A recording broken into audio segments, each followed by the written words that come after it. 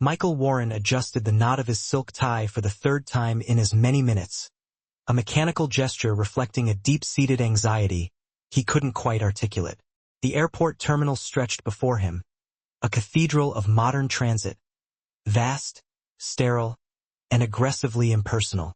It was filled with the metallic, echoing announcements of delayed flights and the relentless, rolling thunder of carry-on luggage wheels on the polished, unforgiving floor.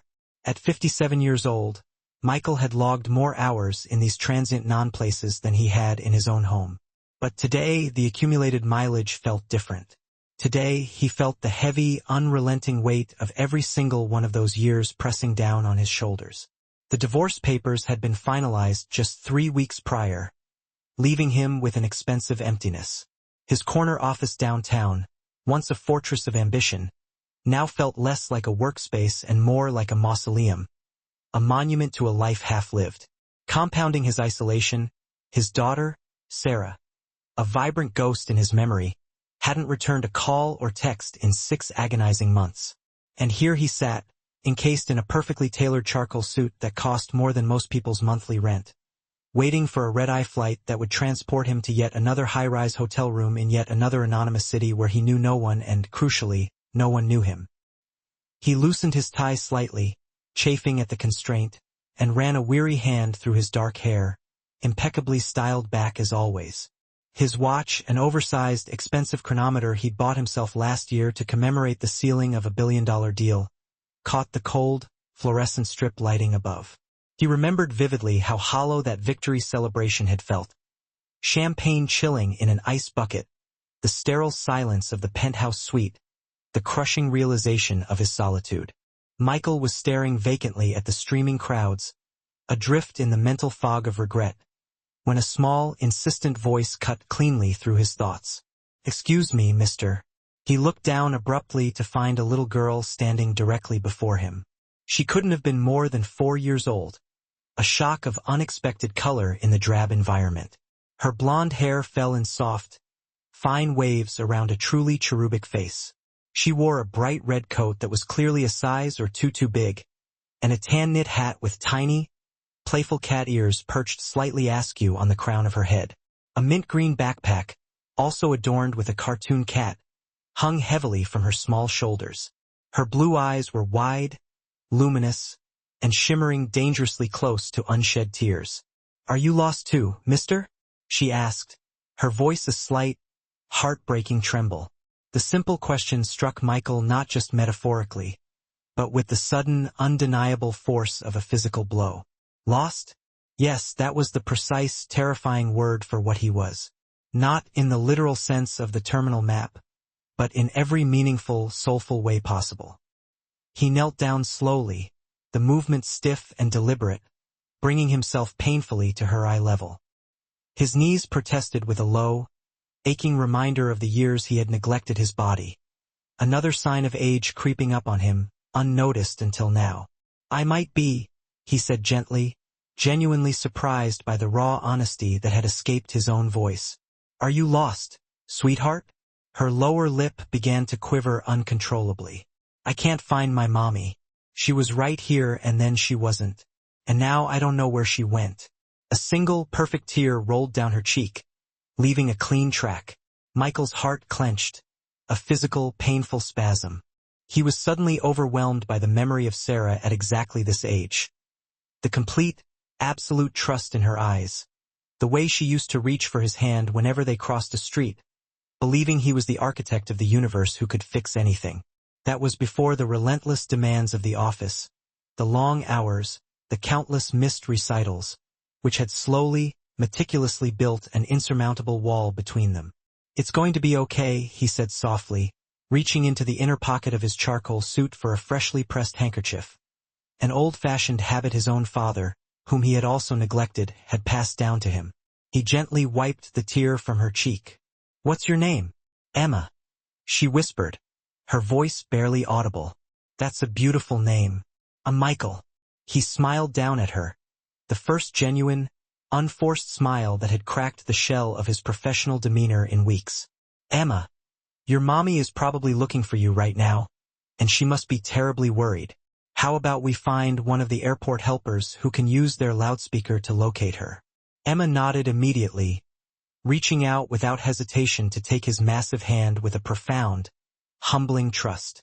Her small, warm fingers curled completely around his, and something deep inside Michael's chest, something he had long assumed had gone numb and frozen years ago, stirred painfully back to life.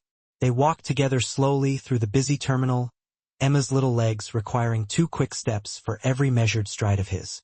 Michael found himself unconsciously slowing his usual, frantic brisk pace, matching his rhythm entirely to hers.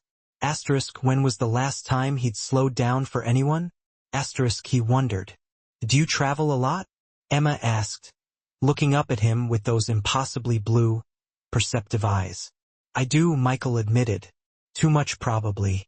That sounds lonely, she stated, with the disarming, devastating simple wisdom only children possess. Michael felt his throat tighten painfully. Sometimes it is. My mommy says everyone needs somebody, Emma continued, swinging their joined hands slightly as they walked. She says nobody should be alone. Your mommy sounds very wise.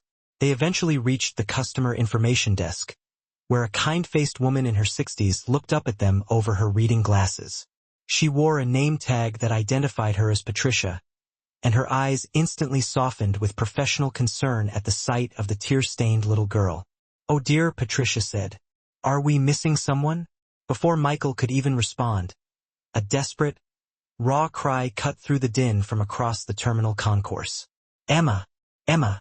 A woman in her early 30s came running toward them, her face utterly pale with panic, her eyes red and puffy from crying. She wore worn jeans and a simple blue sweater, her light brown hair haphazardly pulled back in a messy, frazzled ponytail. She looked utterly exhausted, terrified, and overwhelmingly relieved all at once. Mommy! Emma instantly released Michael's hand and launched herself toward her mother, who scooped her up violently and held her so tightly that Michael could see her hands shaking with the residual adrenaline. Oh God! Oh, thank God!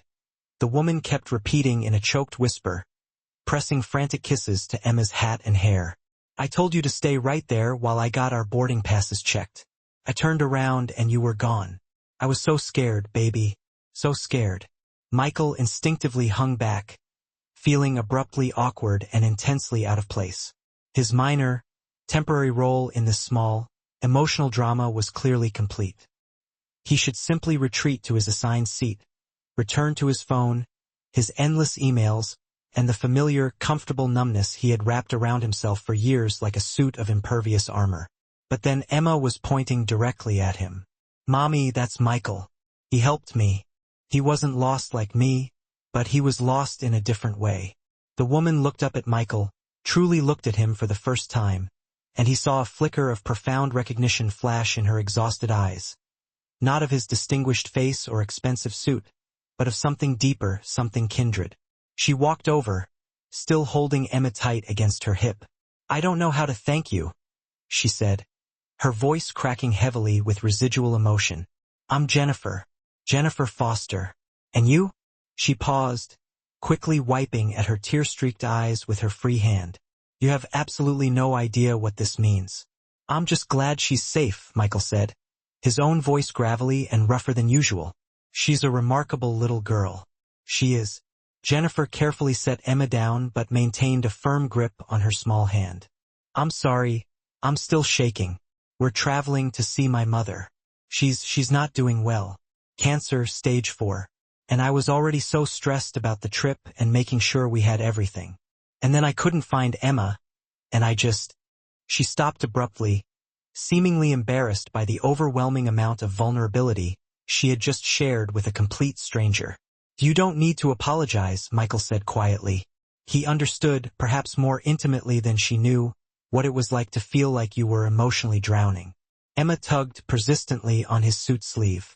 Michael, are you still lost?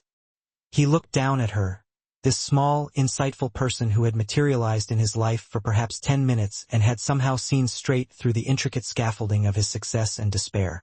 He could easily brush off the question, make some facile excuse about his flight, and walk away. That's precisely what he would have done a month ago, a year ago, maybe even for the entirety of his disconnected adult life. Instead, he knelt down again, ignoring the protest of his aging knees. "Do you know what, Emma? I think maybe I'm not as lost as I thought I was." "Because you helped me?" she asked, tilting her head. "Yes," he said, the realization settling into him like warm certainty. "Because I helped you." Jennifer's eyes suddenly glistened with fresh, appreciative tears. "I don't want to keep you from your flight, but would you like to sit with us for a bit before we board? I think I need a few minutes to calm down fully. And Emma seems quite taken with you." Michael instinctively checked his expensive watch, a lifelong professional reflex.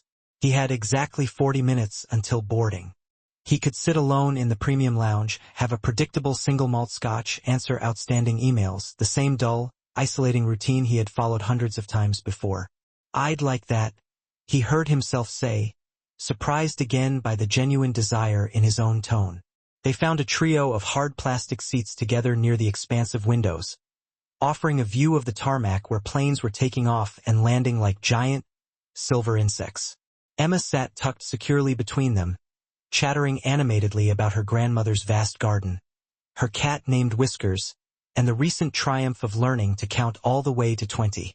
Jennifer and Michael talked in the unique, vulnerable way that strangers sometimes do, with an instantaneous honesty that would have been impossible with people who knew their respective professional facades. She told him about her husband, a soldier who had been killed in Afghanistan 4 years ago, about the brutal financial and emotional difficulty of raising Emma alone, about how her mother had been her absolute rock through it all, and how terrified she was now of losing her last anchor. Michael, to his own astonishment, found himself talking too. Really talking, articulating his buried pain in a way he hadn't in years. He spoke about the marriage that had slowly crumbled beneath the weight of his relentless ambition, because he had prioritized every material goal over his wife and daughter. He talked about the daughter who felt like a complete stranger now. He spoke about climbing the towering corporate ladder for 30 years only to finally reach the top and find the summit cold, empty, and unbearably lonely.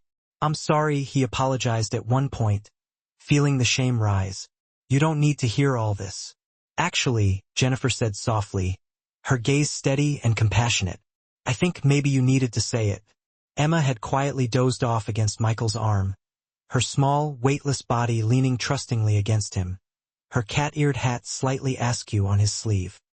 He looked down at her peaceful, innocent face and felt a profound internal tremor, something cracking open inside him, something that had been frozen and brittle for far too long. "I have a daughter," he said quietly, looking down at Emma but seeing Sarah's younger face. "Sarah. She's 24 now. I missed her childhood. I was always at work, always traveling, always telling myself it was for her, for the family, so we could have nice things." He paused, the words painful, like tearing off scabs. "But what she really needed was me. The actual me. And now she won't even take my calls." "It's never too late," Jennifer said gently.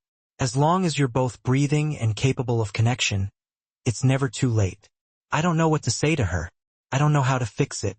"Maybe you start by telling her exactly what you just told me," Jennifer suggested. "That you know you made mistakes, that you're sorry, that you want to try to be present." Michael looked at her, searching for the trick, the catch. "Is it really that simple?" "It's not simple at all," Jennifer countered. "It's probably the hardest thing you'll ever do. But the alternative, giving up, staying lost forever, is that really easier?"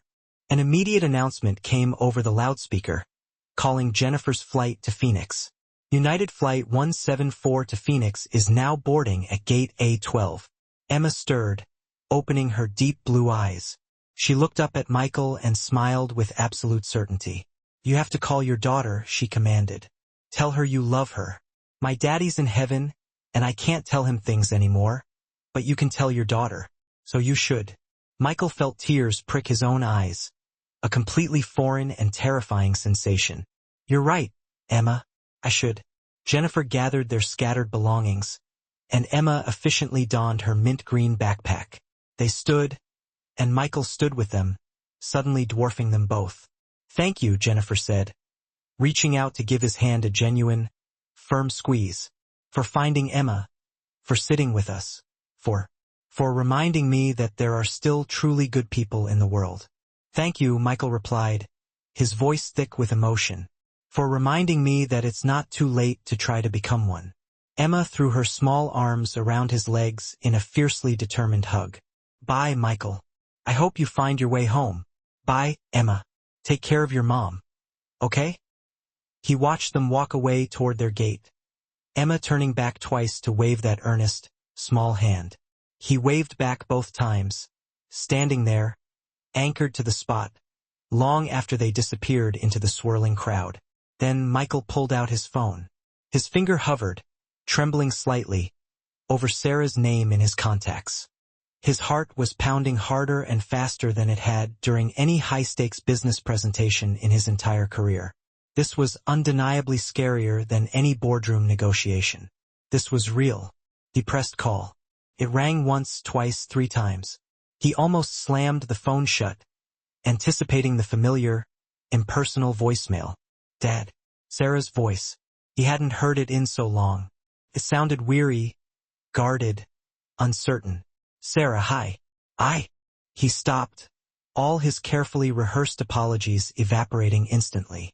I know I'm probably the last person you want to hear from right now. Silence stretched across the connection.